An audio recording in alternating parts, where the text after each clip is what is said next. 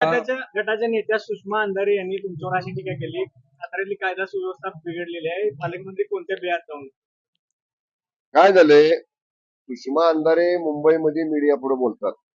माझ्याकडे सांगली महानगरपालिकेचा संपर्क मंत्री म्हणून सांगली जिल्ह्याचा जबाबदारी आहे. मी रात्री सांगलीवरून आलो, आजची बैठक करून आता नव्या मुंबईला निघालो. सुषमा अंधारेंना मुंबईत बसून बोलायला काय लागते? आम्ही लोकांच्यात आहे, सारखं लोकांच्याच जातोय आणि कायदा सुव्यवस्था जिल्ह्याची कुठेही बिघडलेली नाही. कायदा सुव्यवस्थेच्या बाबतीत सातारा जिल्ह्यातल्या त्यांच्याशी कधीही वन टू वन चर्चा करायला आमची तयारी आहे. सुषमा अंधारेंनी सातारा जिल्ह्यातल्या कायदा सुव्यवस्थेची चिंता करण्याची गरज नाही. कायदा सुव्यवस्था जिल्ह्यातली अबाधित आहे.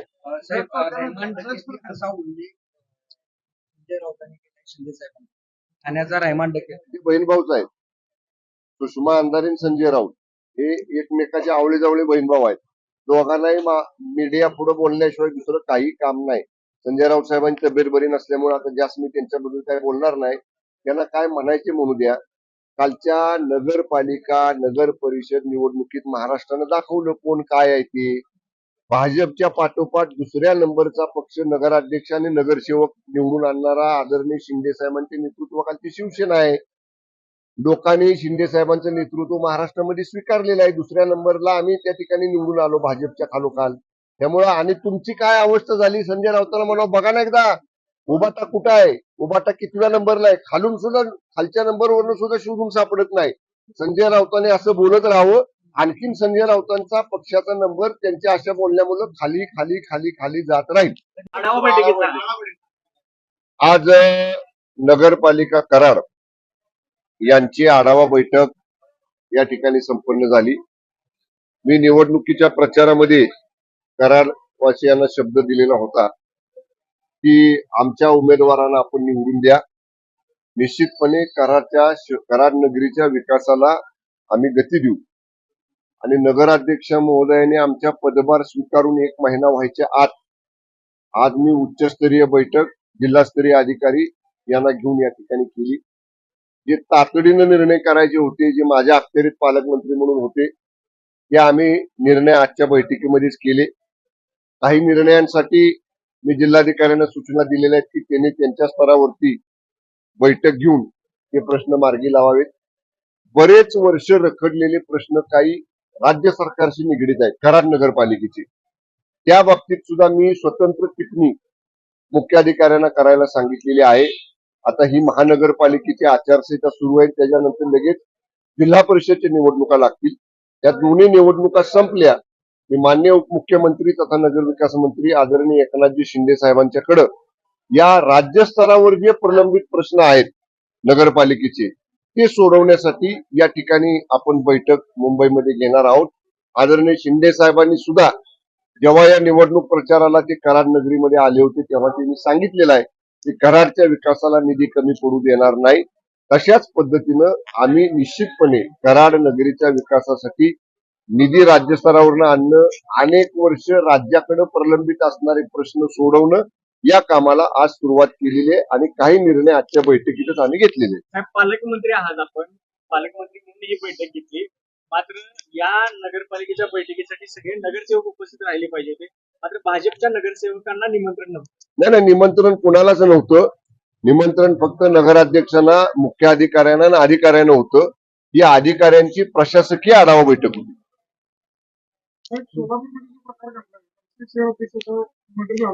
एकतर्फी निवडणूक व्हावी किंवा निवडणूक व्हावी म्हणून भाजपच्या आमदारांवरती होते आणि भाजपच्या आणि सेनेचे कुणी आमदार त्यांना भेटायला गेले नाही, समर्थन करतात. मला माहित नाही सोलापूरमध्ये काय प्रकार घडला, पण असं काय घडलं असेल तर पोलीस त्याची चौकशी करतील. पोलीस पोलिसांचं काम करतील, कायदा कायद्याचं काम करेल. त्यामुळे असं जर कोणी कायदा हातात घेण्याचा प्रयत्न केला असेल तर नियमानुसार पोलीस त्याच्यामध्ये लक्ष घालून उचित कारवाई करतील.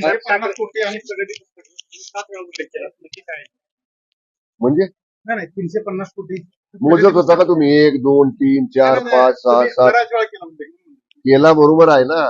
आदरणीय एकनाथजी शिंदे साहेबांच्या नेतृत्वाखाली मागच्या 3 वर्षामध्ये 300 पेक्षा जास्त कोटी रुपयांची कामं कराड नगरीला आपण दिलेली आहेत. मी त्यांना मुख्याधिकाऱ्याने एक म्हटलं, नवीन कामं जेव्हा तुम्ही मागताय तेव्हा जुन्या कामांचा आधी प्रगती अहवाल द्या. किती टक्के कामं पूर्ण झाली, किती राहिलेले कामं किती दिवसात पूर्ण होतील आणि या बाबतीतला ते स्वतंत्र आढावा माझ्याकडे देणार आहेत. एवढंच मी त्याला सांगितलं की नवीन कामं मागताना, नवीन निधी मागताना जुनी कामं वेळेत पूर्ण झाली पाहिजेत, दर्जेदार झाली पाहिजेत. आणि आता नवीन नगराध्यक्षांना सुद्धा मी विनंती केलेली आहे की जुन्या कामांवर त्यांनी पूर्ण लक्ष द्यावं, वेळेत ती कामं पूर्ण करावीत. ड्रेनेजची काही कामं प्रलंबित आहेत, ड्रिंकिंग वॉटर स्कीम, पिण्याच्या पाण्याच्या योजनेची काही कामं प्रलंबित आहेत. प्रायोरिटी, प्राधान्यक्रम या कामांचा मी नगराध्यक्ष महोदयांना प्राधान्यक्रम नक्की करायचं सांगितलेलं आहे. आणि आपल्याला कळेल लवकरच ही सुद्धा कामं गतीनं पुढे झालेली गेलेली दिसतील. ठाकरे गटाच्या नेत्या सुषमा अंधारे यांनी तुमच्यावर अशी टीका केली, साताऱ्यातली कायदा सुव्यवस्था बिघडलेली आहे, पालकमंत्री कोणत्या बियात जाऊन. काय झालंय, सुषमा अंधारे मुंबईमध्ये मीडिया पुढे बोलतात.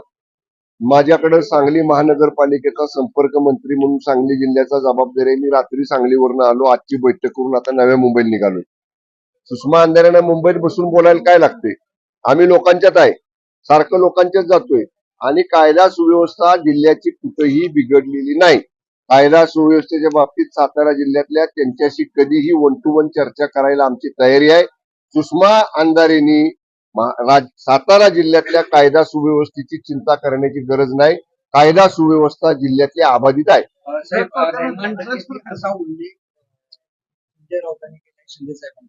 ठाण्याचा रहमान डके ते बहीण भाऊच आहेत.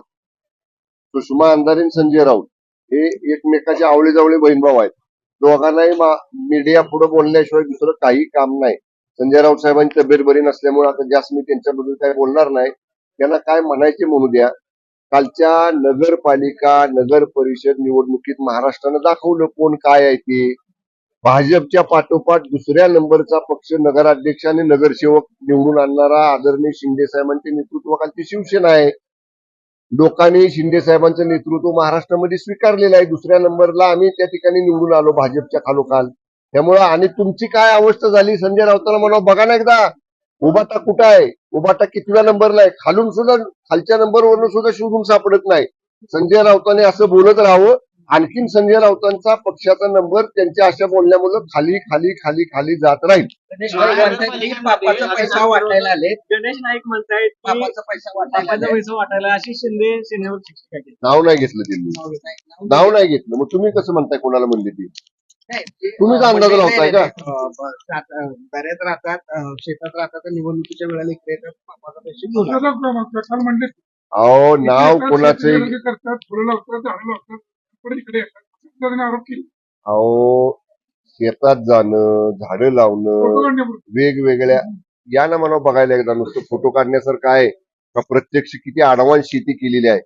दऱ्यामध्ये मी काय त्यांचं नाव गणेश नाईकांना सांगेन की तुम्ही या दऱ्यामध्ये तुम्हाला दाखवतो किती अत्याधुनिक शेती आणि सेंद्रिय शेती आणि जी शेतीमधली आधुनिक तंत्रज्ञान वापरलेलं आहे. माननीय एकनाथजी शिंदे साहेबांना शेतीतली आवड आहे. तो शेतीत रमणारा माणूस आहे. आणि आत्ताच नाही, नगरसेवक शिंदे साहेब असल्यापासून त्यांचं गावाकडे लक्ष आहे, त्यांचा ओढ गावाकडे आहे. त्यामुळं फोटोबाजी पुरतं येणाऱ्यातला तो नेता नाही. ते गावाकडे जेवढे रमतात तेवढे स्वतःच्या जिल्ह्यामध्ये आणि राज्यामध्ये सुद्धा रमतात. गणेश नाईकांनी आदरणीय एकनाथजी शिंदे साहेबांची एवढी चिंता करण्याची आवश्यकता नाही. चला धन्यवाद.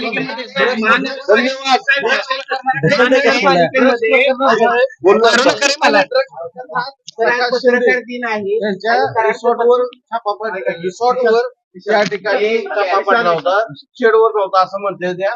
आणि त्याचबरोबर कुठे काय या संदर्भात पोलीस प्रशासन तुमच्याशी अधिकृतपणानं बोलेल. या संदर्भामध्ये माननीय प्रकाश शिंदे असतील किंवा कुणी शिंदे परिवारातला असेल यांचा धुरान्वयान्वयी कसलाही संबंध नाही. आणि कराडचं पत्रकार भवन आहे, तिथं नगरपालिकेने नागरी सुविधा केंद्र केलेलं आहे, नागरी आरोग्य सुविधा. ते पत्रकारांना कधी मिळणार? मी नगराध्यक्षांशी बोलतोय या बाबतीत. चलो धन्यवाद. एकच प्रश्न, महानगरपालिकेमध्ये जे उमेदवार बिनविरोध झालेले आहेत त्या बिनविरोध उमेदवारांच्या मागे एकनाथ शिंदेवरती आरोप केले जातात की ते त्यांचे लोक जे आहेत ते जबरदस्तीने इतर उमेदवारांना माघार घ्यायला लावतात. सातत्याने हा आरोप होतो. कोणी करते? विरोधी पक्ष. कोण? विरोधी पक्षातील सर्व. मग एक नंबरला कोणाची नगराध्यक्ष निवडून आले बिनविरोध? नगरसेवक कोणाची आली? कुणाची? भाजपची आली. हो, हो. त्याच्यानंतर दुसरा क्रमांक शिवसेनेचा आहे. मग जर आम्हाला तुम्ही तो नियम लावता तर सगळ्याच बिनविरोध निवडून आलेल्यांना लावला पाहिजे ना. का आदरणीय शिंदे साहेबांच्या नेतृत्वाखाली निवडून आला की त्याला दम दिला आणि त्याला बिनविरोध केला आणि दुसऱ्या पक्षाचा निवडून आला की ती लोकशाही मार्गाला आला, असं नसतंय ना. ज्यांना बिनविरोध नगरसेवक निवडून स्वतःच्या पक्षाची आणता आली नाहीत, ज्यांच्यावरती लोकांनी विश्वास ठेवला नाही, अशा लोकांना हे असे आरोप करावे लागतात, करतात. ज्यांना स्वतः पराभव समोर दिसतोय आणि त्या पराभवाला कुठेतरी त्याला आता झाकून ठेवायचं किंवा ते पराभव लोकांच्याकडनं त्या पराभवापासून लक्ष बाजूला करायचं, याच्यासाठी असं लोक बोलत असतात. शेवटी लोकशाही मार्गानेच हे सगळे नगरसेवक बिनविरोध निवडून आलेले आहेत. चला.